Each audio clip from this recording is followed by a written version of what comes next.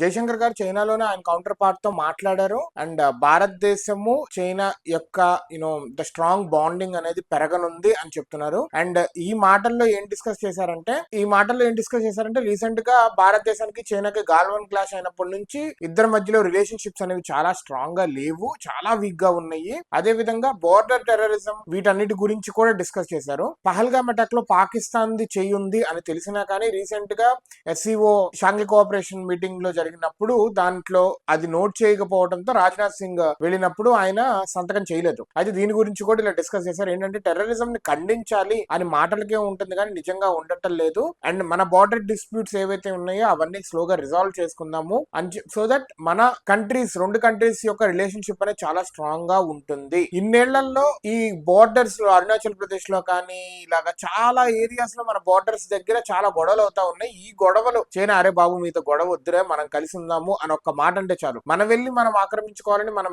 ఏ కోసాన అనుకోవటం లేదు. అలా అని చెప్పి మన దేశంలోకి వచ్చి తీసేసుకుంటాను అంటే కనుక ఒప్పుకోరు, అంతే కదా. ఎవరో వచ్చి మన ప్లేస్ మన ప్రజలు తీసేసుకుంటాను అంటే కనుక ఎందుకు ఒప్పుకుంటాం? ఒప్పుకోము.